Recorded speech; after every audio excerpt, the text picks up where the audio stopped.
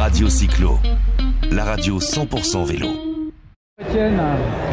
Salut Patrick, bienvenue sur le stand Mohawks et plus particulièrement en face de nos produits, les produits BAM.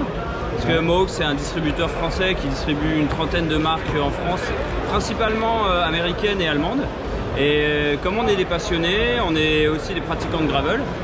Notre catalogue tourne essentiellement autour du gravel et on l'a vu vraiment évoluer ces 2 dernières années ou ces 3 dernières années.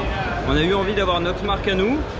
C'est un rêve de gosse du patron et ça fait plaisir de travailler. Quand on est distributeur, on aime travailler pour les marques qu'on distribue.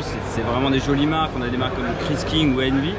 Et puis là, créer sa marque, ça fait partie quand même d'un rêve d'avoir la casquette BAM, et on a créé BAM aussi. C'est une offre qu'on n'avait pas puisque c'est un vélo en acier.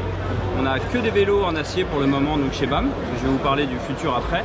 Et les marques qu'on proposait en gravel, Open, 3T, Moots, on n'avait pas de vélo en acier. Beaucoup de carbone, du titane.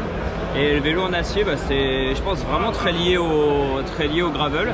Et avant tout, je pense, pour quelque chose qui est durable, simple, durable. Et le BAM, il a été voulu comme ça.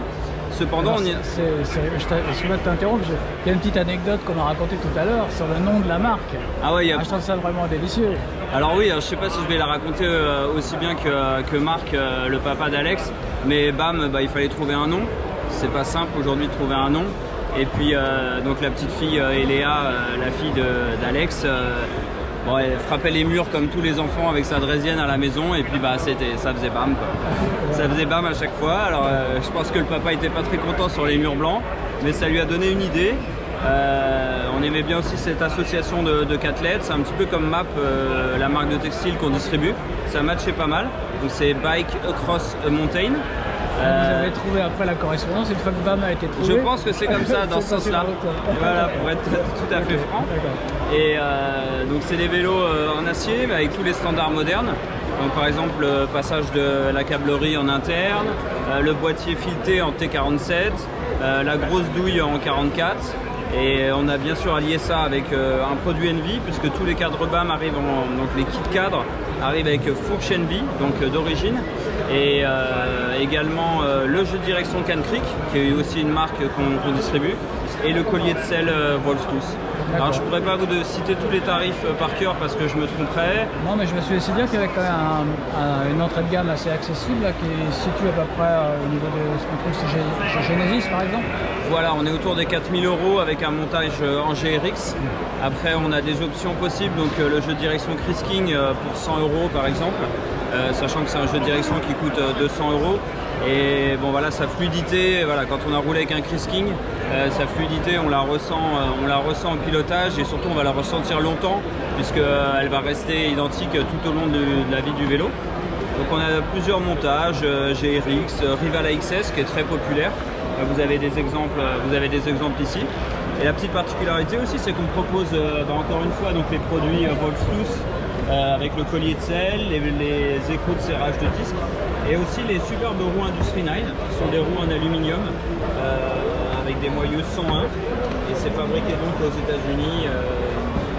Voilà, c'est une paire de roues qui est valorisée autour de 900 €. Donc quand vous avez un vélo à 4 000 € avec des roues à 900 €, ça change de bien des marques où on a plutôt l'inverse. Des vélos voire plus chers à 5 000 avec des roues à 300 €. Quand on sait l'importance des roues, effectivement, sur un vélo, c'est intéressant. Parle-nous maintenant des sacoches. Là. Je vois que ce vélo est superbement équipé de sacoches. C'est aussi une marque que vous distribuez, à laquelle vous contribuez en termes d'évolution. Comment ça se passe? Non, c'est une marque qu'on distribue, donc c'est une marque espagnole. C'est une des dernières marques, elle est arrivée au printemps 2022. Donc c'est Geosmina ou Geomina, comme on préfère dire. Il y a 2 prononciations. Donc c'est espagnol, c'est une toute nouvelle gamme. C'est une marque qui est déjà implantée. Je pense que certains la connaissent. Et la nouvelle gamme, elle a vraiment totalement changé. Donc ça s'est passé comme ça. On a reçu l'ancienne gamme, la nouvelle gamme. Et on a reçu une deuxième marque très très connue, italienne. Beaucoup plus haut de gamme et on a testé les 3. Alors l'ancienne gamme de Geomina, ça ne nous convenait pas assez d'étanchéité, les produits ne tenaient pas assez, c'était trop souple.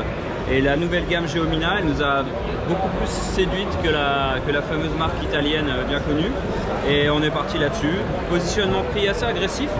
donc ce qui permet de se faire un ensemble avec 4-5 pièces pour 300 € ou 350 €. Et c'est, je pense, intéressant pour le consommateur. Il y a des sacoches gravel, des sacoches VTT, et en principe c'est sur 2 ou 3 tailles.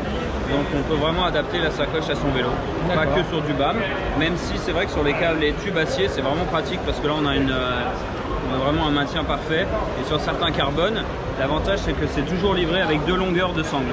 Donc on est obligé, c'est vrai que sur les tubes diagonales, notamment sur les 3TX, c'est assez imposant. Ouais.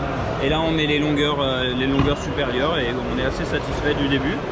Et voilà. Bon bah écoute, merci beaucoup Étienne de nous avoir reçus comme ça de façon impromptue sur le stand du Rock. Ouais.